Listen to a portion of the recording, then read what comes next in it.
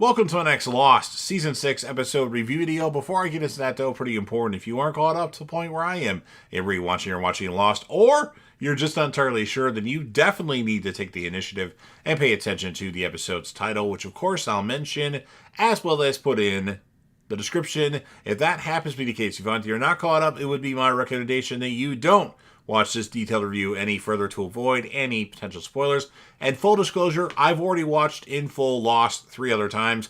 It's in my top 5 favorite TV series of all time. I absolutely love it. So join me and the legendary Crazy Coffee Man, who's actually watching Lost for the very first time, in the comments section to discuss this awesome and amazing show. However, I don't want to see any spoilers past this episode in this video. So with all that said, this will be Lost Season 6, Episode 9. The title of this episode is called Aeterno, and this will be my review reaction recap after just finishing watching the episode. And it's an episode that most of the Lost fan base say is one of the best episodes of the series, like top 10 for sure. I think it's good, but I don't think it's that good. But anyway, it's up for interpretation. But we start off with Ilana, who's in the hospital with her face heavily bandaged. Jacob visits her, and they speak in Russian. Ilana is very happy to see Jacob, who asks for help. Jacob explains that there are 6 people that she is to protect, and that their names will be on the list. He explains that this is what she has been preparing for her whole life, and that the 6 are the remaining candidates. Then we have Jack, Hurley, Son, Frank, Miles, Ben, and Ilana are gathered around a campfire, while Richard stands nearby. Ilana and Son explain that Son, Jack, and Hurley are candidates to replace Jacob. Frank asks what they are supposed to do now, but Ilana admits that she doesn't even know. Ilana is now speaking with Jacob, and she is no longer bandaged. She asks what she should do after she has brought them to the temple, and Jacob asks her to ask Ricardus, who will know what to do next. This is obviously something that happened before the events right now. This episode does some interesting time things. And then we have Ilana says that Richard should know. Richard giggles hysterically at this and says that he has no idea. He says that he was trying to kill himself, and when Ilana brings up Jacob's instructions, Richard says that everything Jacob has ever said is a lie.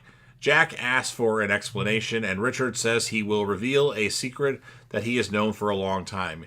He says that all of them are literally dead and that everything around them is not real. What it appears, that they are not on an island, but all are in hell. Richard says it's time to stop listening to Jacob and start listening to someone else, and he takes a flaming torch and heads into the jungle. So one thing I want to address right off the bat, for all you new fans of Lost that are watching this show for the first time, or old fans of the show that are just kind of watching my reviews to pass the time, on the island right now in the current time, everybody's like, oh, they're dead. They've been dead the whole time. They are not dead. This island is real, just to give you guys a heads up. And then Ilana loads her rifle, but is interrupted by Jack, who says Richard has lost his mind, and that if he cared about what Jacob said, he wouldn't be talking about listening to someone else. Jack asks who Richard means to talk to. Son explains that he means Locke. When Jack says Locke is dead, Ben explains that it is not exactly Locke. Jack goes to Hurley, who is a few feet away, speaking in Spanish to somebody. Hurley says, okay, what can you do?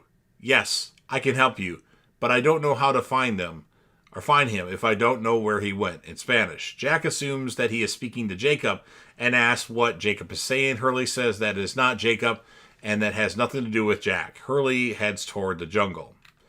Ben says to Ilana that going after Richard is useless as he doesn't even know anything. She isn't sure, and Ben replies that he's known Richard since he was 12. Frank asks if they'd known each other since childhood, but Ben explains that he has known him since I was a kid, saying that Richard looks the same as he did then. And then Frank asks if it means Richard doesn't age, which Ben confirms, and Frank asks, and how the hell do you think that happened? And then we start our never-ending flashback where Richard, rides his horse back to his remote house where his wife, Isabella, is laying in bed with a high fever and is coughing blood. Richard decides to get a doctor, but worries about not having enough money for the fee. Isabella gives him her gold cross necklace and tells him to give it to the doctor.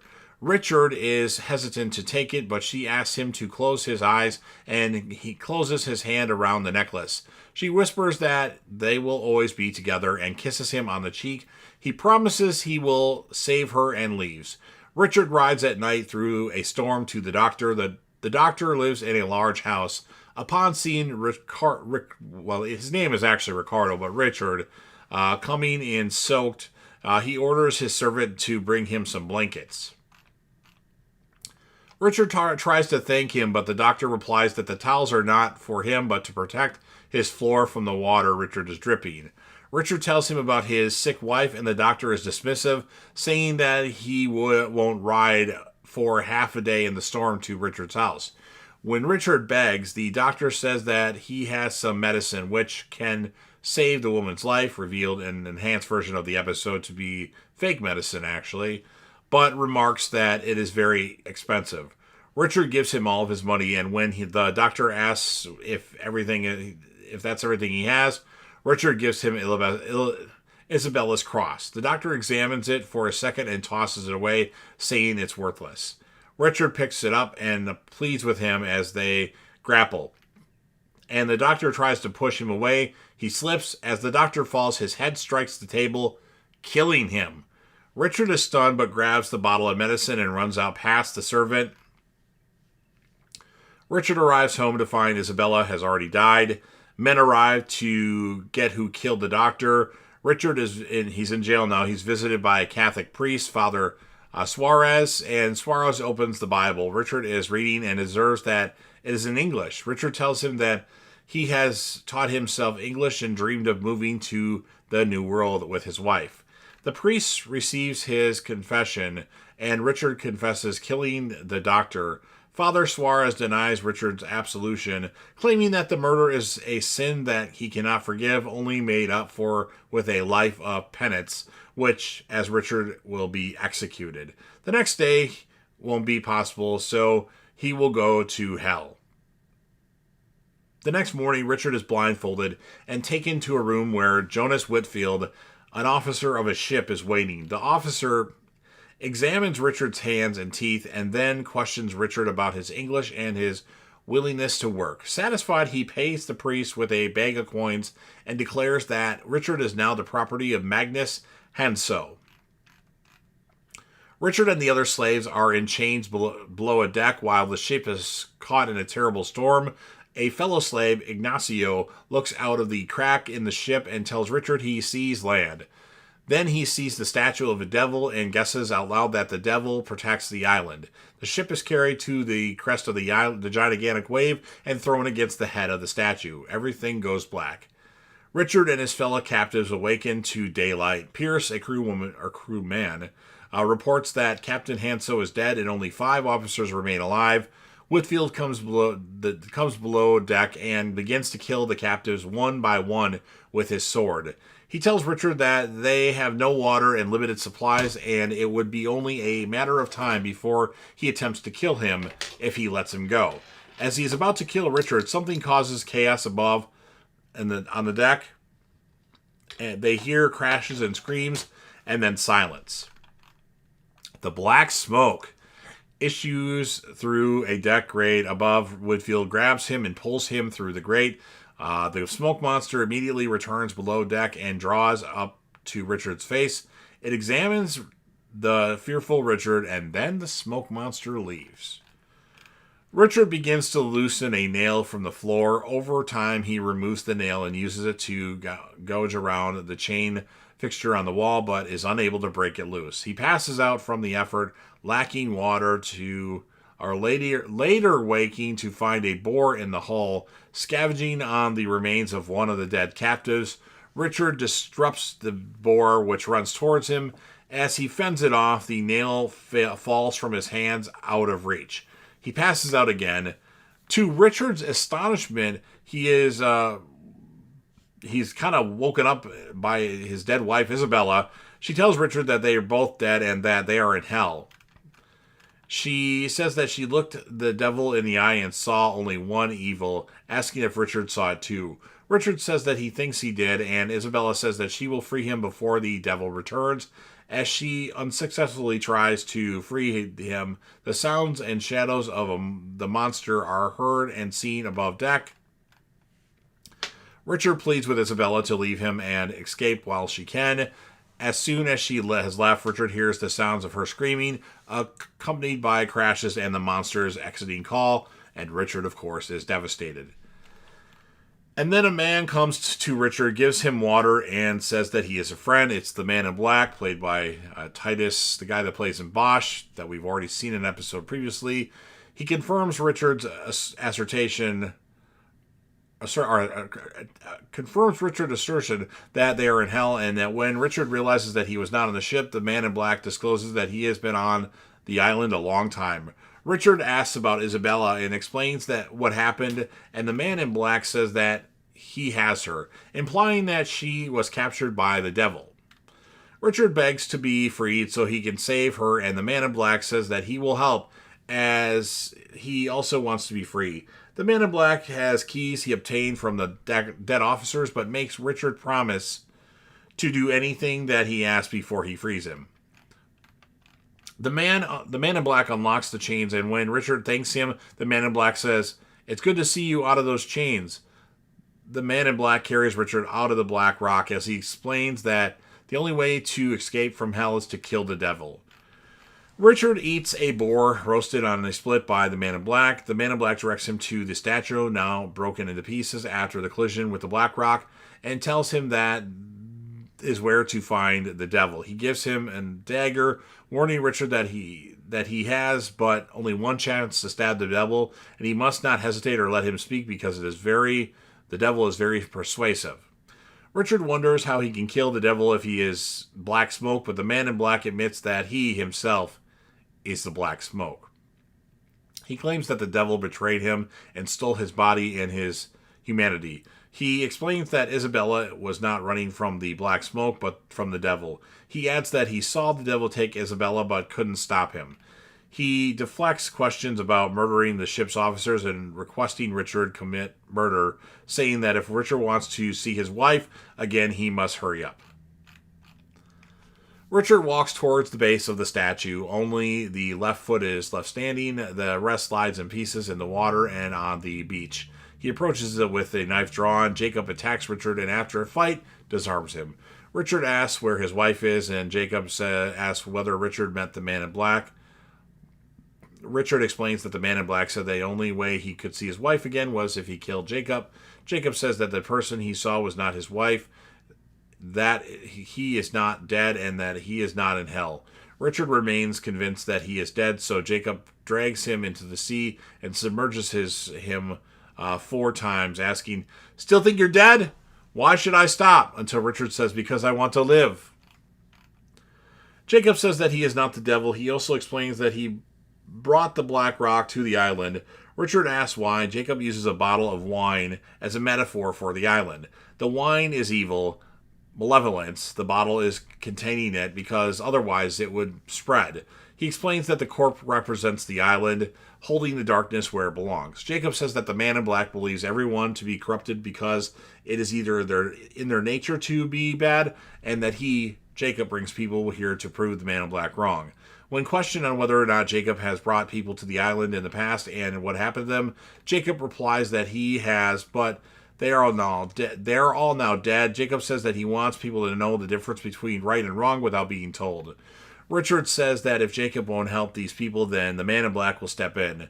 Jacob thinks a moment and then offers Richard the job of being his representative, an intermediary to the people that he brings to the island, kind of like a representative, like a speaker, like the press secretary for the island, essentially. When when Jacob can't or won't intervene, he proposes that Richard can step in on his behalf. When Richard says that in return he wants his wife back, Jacob admits he can't do this. Richard then asks to be absolved of all of his sins so that he will not go to hell. Jacob says he cannot do that either. Richard then asks to be granted eternal life and never to die. Jacob says he can do this, and touches Richard on the shoulder. So that's why Ricardo, never ages. Richard returns to the Man in Black, who realizes that Richard didn't kill Jacob and correctly guesses that he let Jacob talk to him. Richard gives him a white rock, a gift from Jacob. The Man in Black tells Richard that his offer of joining him will stand. He gives Richard the pendant and disappears. Richard buries his wife's pendant and cross at the base of the stone bench and says goodbye to his love.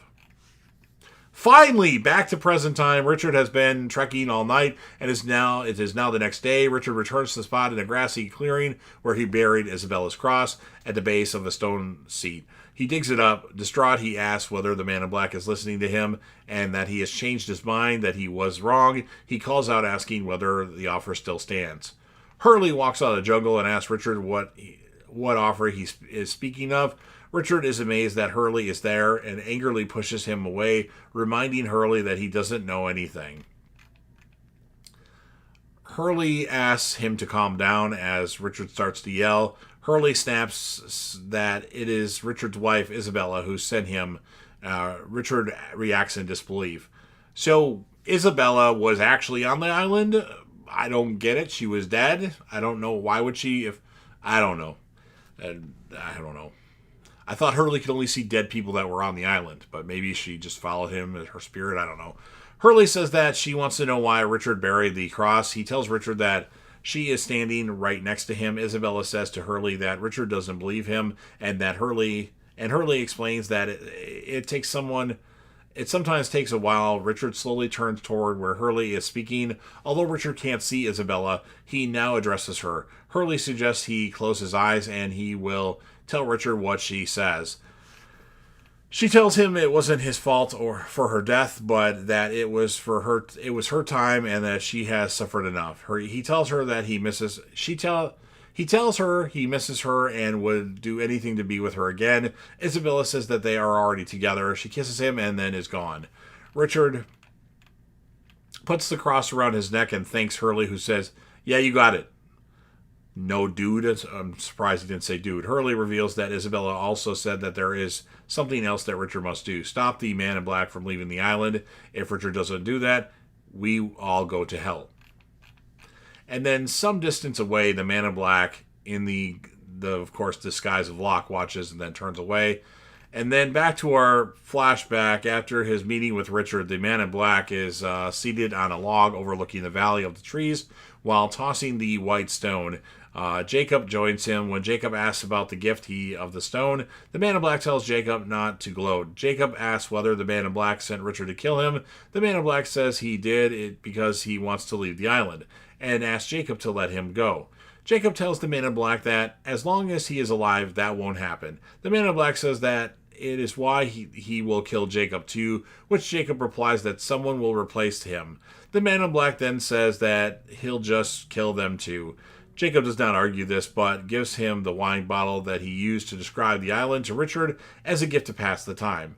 Jacob leaves, seeing that he'll see him around. The Man in Black says to himself, "Sooner than you think." And he starts to smash the bottle, and that's what ends this episode of Lost. So it's a good episode, but it's not like a phenomenal episode. There are parts that are kind of boring in my opinion. I'll give it an 8.3 out of 10. My character of the episode, Richard Alpert, the Man in Black, and Hurley. Those are my three standouts. Isabella was pretty good too. So you've heard everything that I have to say. Now it's your turn. If you're a fan of Lost and want to help me out with the YouTube algorithm, please make sure that you Hulk smash the like button, share the video with a friend, put this video on any one of your social media platforms. Don't forget to sound off in the comment section and interact with me and the legendary Crazy Coffee Man. Remember, no spoilers past this episode, but what would you rate the episode? Who would be your character or characters of the episode? Obviously, Richard is your character of the episode. And then last but certainly not least, don't forget to hit that sub button. You're watching the video anyway. Subscribe to the channel. Help me get over 100K subscribers. Yes, I know I set my goals high. Join the team, show your damn support, to be a part of something special, and you never know what you're going to see on JDevTV.